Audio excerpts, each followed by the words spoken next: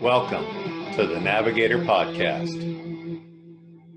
Hello and welcome to Navigate Academy, Module 29, Project Performance Reporting.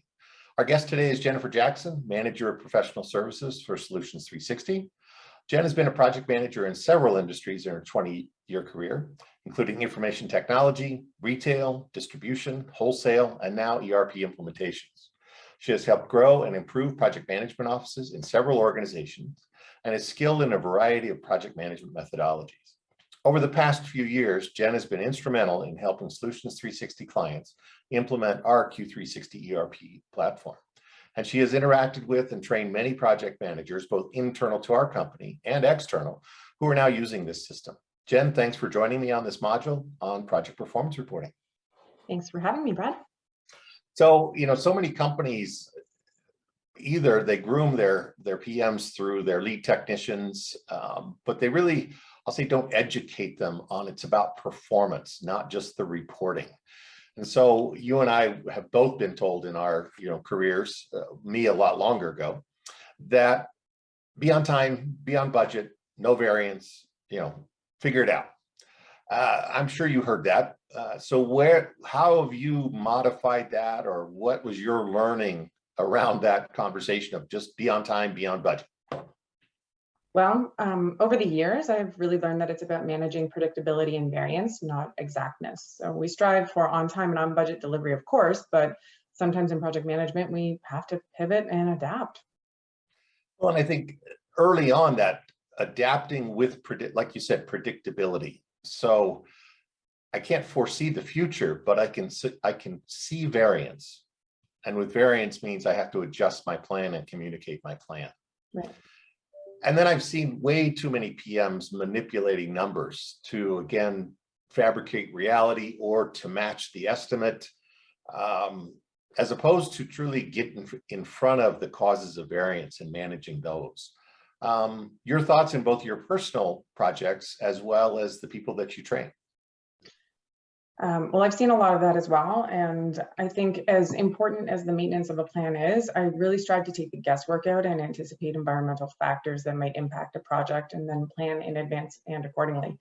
Sometimes that means there's contingency, sometimes it means backup plans, but it never means manipulation of numbers after the fact. And I try to work with the PMs at Solutions 360 to ensure that they're sort of managing in the same way. Got it. Thank you. How has the performance reporting capabilities within Q360 in terms of variance analysis, given we're talking about that, helped you in managing projects? The reporting capabilities in Q360 help me on a constant basis to understand the health and overall progress of my projects. They give me the insight that I need to ensure that all of my projects within my portfolio are progressing according to plan. And if not, then they show me the exact information that I require to determine how to mitigate any issues and avoid unnecessary drama. They keep me on track. So when you think about, again, performance, and I think you'll answer this question, but when a lot of people think about status and progress, what do you see as the most important of those two? And then how would you define them, and how would you differentiate them?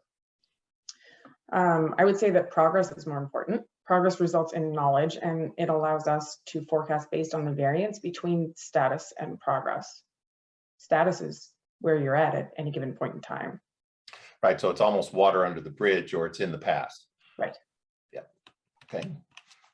How,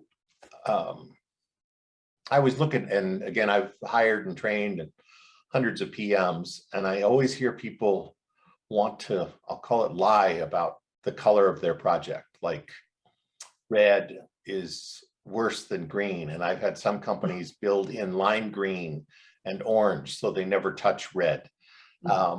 How do you view, the color of a project versus the prowess or capability of a PM? Well, I think to always keep in mind that business is business and it's not personal. So the state of a project is a reflection of a variety of events and environmental factors that are part of the full project life cycle. And I mean, we have to deal with the red, and we have to deal with the green, and we have to deal with everything in between as well. And some of it's within our control and some of it's not, but you have to use proven project management methodologies and tools like Q360 to help make educated decisions on best practices and use your tools and your metrics and reports to help you manage projects effectively and remove any guesswork that could be interpreted as negative. Well, and again, it's in that word negative, I hear that, I don't want to share bad news. Well, again, it's just business and it's just news, but being proactive with a plan, and you brought that up earlier, that you're always planning, right?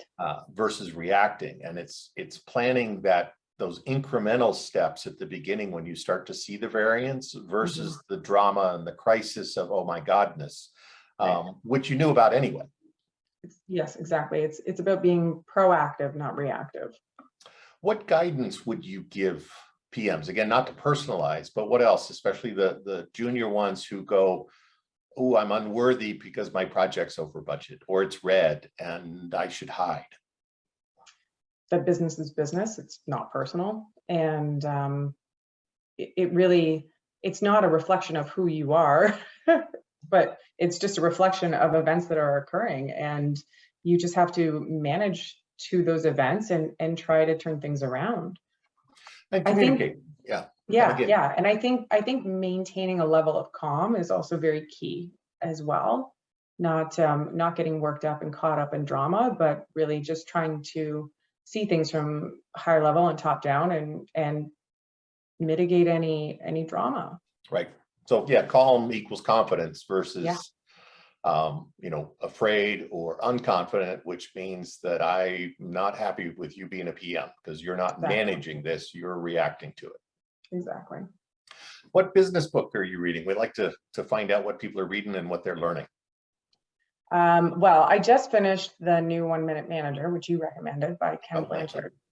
I'm actually now rereading How to Win Friends and Influence People by Dale Carnegie. I've read it a couple of times. I read it once every few years, and it's usually when I've gone into a new position, and I find it it's enlightening, and I take something new from it every time. And maybe it's aging, and maybe it's a new position that gives me different perspective on it. But what I found is that both of those books are giving me a good insight and perspective on working with people from a position of leadership, and they're insightful on how to help people see themselves in a good light and how to coach and deliver news, good and bad, and so that it's received in a positive and constructive manner.